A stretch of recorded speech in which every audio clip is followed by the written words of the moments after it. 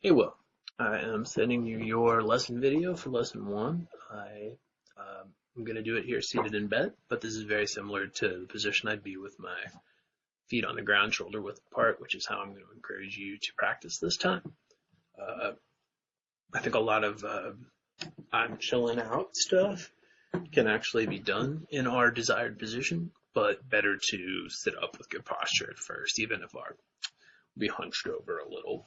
So firstly, I've got my guitar about an inch off my body, and it's at more or less a right angle.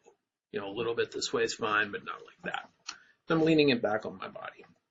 We want to be in a position where instead of it falling off to the left, we just scooch it over a tiny bit to where it would fall off in the right. You're going to be tempted subconsciously to make like a drastic correction.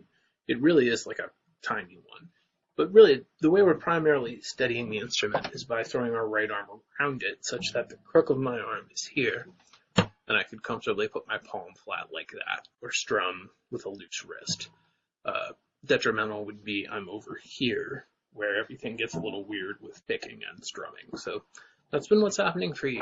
What we end up with is our humerus just leaning on the guitar like that. It might be hunched over a tiny bit, but that's a very relaxed position. Similarly, if you just do the palm face up in your lap, not on the side, but in your lap, and see where your elbow ends up, just look at that visually, where it is in relation to your torso, then come up and try to make some chord shapes without letting your elbow move back.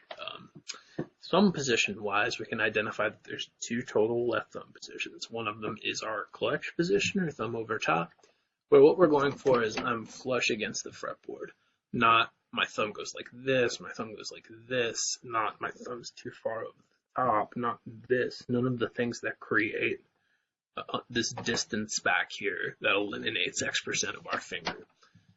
Our clutch position shouldn't really be all that different than our classical position, aside from not really being able to do reach notes. So, this is pretty workable first position, for four finger playing. So left hand wise, we're not holding the guitar up over here, and that's it. For classical thumb position, instead of clutch, I've got that recommendation that you just put all four fingers on the bass string where your pinky doesn't feel like it's reaching, and you'll see that your thumb's going to be about dead center here. A way to trick yourself into doing that, so to speak, is like make an E minor bar chord shape. E's, A's, including this one. So yeah, and you'll find that for that, or E minor 7, here right now I'm playing G minor, that'll often get people into good position. So a little bit higher is what you'll find yourself wanting to do. A lot of that's down to our wrist being comfortable in that position. So again, check your elbow position. If it goes, oh no, I'm out here, and then you move back like this, nothing actually changed about your arm wrist juxtaposition. All that happened is your elbow moved back farther. So that's us. It might feel like, but then I'm all the way out here. Nonetheless, that's what's up, not elbow back here, not hand up here. Great. So then right hand wise, our positioning is, like we said, like this, and my thumb's parallel to the string. The main thing you were doing is this, as a product of being in bassist position, where it'd be really tough to get into the desired position. So if instead we're at rest, comfortable position, putting my thumb parallel to one of the bass, that's actually just placed on strings 4, 3, 2, 1 with 4 adjacent fingers. So my thumb's extended down the string. I don't really advocate for put your pinky here, but you could to just get a reference point for where you are. I think that leaving it there excludes some percussive ideas, but it wouldn't be the worst thing ever. Either way, my thumb's extended such that I can totally move my thumb and forefinger independently of each other. And one thing we said during the lesson, it's like I'm palm muting, but then just very subtly picking it up, which again, in this position, isn't really a thing. And then we have our fingers curled up, which enables us to just barely move our finger, small range of motion when we're picking. When you start playing slide more, this will be very beneficial to having thought about, since in slide we have to do dampens where we actually go having muted the first note. So try to fight against my fingers are straight. Cool. So, maybe what I mean is like going, where we don't hear the first note, doing that actually requires going and dampening the string with our right hand, so the smaller range of motion, the better. And I know you remember, I remember you mentioning interest in slide. Awesome. Other stuff we talked about fretting-wise. Your pentatonic number 1 box, which is this 1, 2 notes per string. Like right now, this is the note A. This is called A minor pentatonic number 1, or position 1, box 1. Cool. So we talked about how I'm certainly using my pinky here, as when I'm on the low strings, we tend to be playing single note runs. But as soon as I get to this point in my life on the G string, and hey, which one's the 4th string? Which one's the 3rd string? Have a conscious interaction with yourself about that, because it seems like you got 3rd versus 4th string brain farts. You probably just say D string or G string in your own thoughts. So, hey, which one is which? Let's get that done. Cool, so here I am going from normal, and I totally want my middle finger on the string, not like that. A lot of things are as a result of having positioned the guitar like this, like your elbow wanting to be out to the side. None of it's terribly functional. So in brief, what we're doing is right now down in 1st position, there's maybe a ping pong ball between my elbow and my torso. I get up to about the 5th fret, I'm parallel, 7th fret parallel, and then I just very slightly move across my body where it gets weird up around the 14th fret or so. Try not to move your thumb up as you move laterally. For some reason, people really tend to go like this or trail their thumb back. You could just picture a piece of string between your thumb and middle finger, or thumb and 1st and middle finger, and never deviate from that. Anytime our thumb drags, it's detrimental, unless we're going literally back and forth. Cool, so you've ended up with a very single note heavy style, like a lot of people are kind of just only bend there. So yeah, as though I could go anytime, and then we get to the 3rd string, no seesaw, and this is seesaw a lot.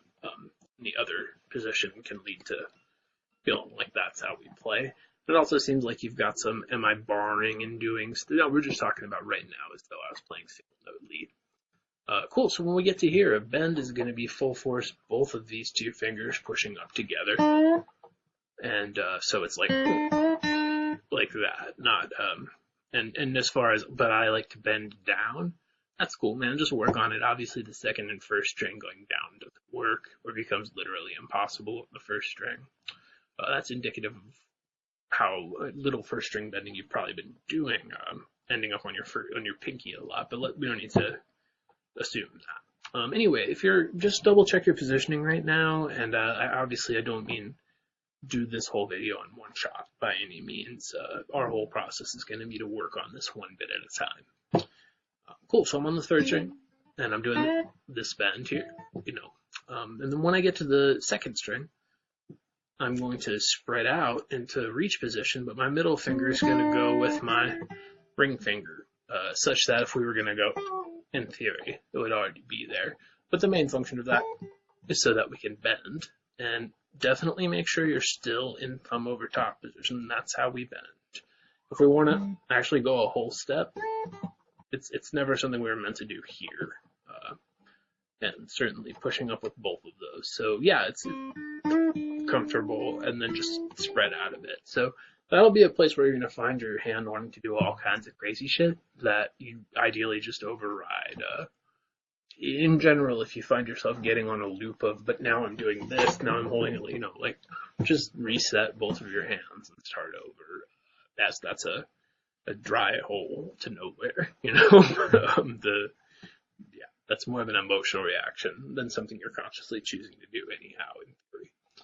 So yeah, we get there, and when we're going up into pentatonic 2, which is, people will overemphasize that there's this part of it, and then choose a really bad fingering for it, when in reality, people tend to just use the 3 high strings.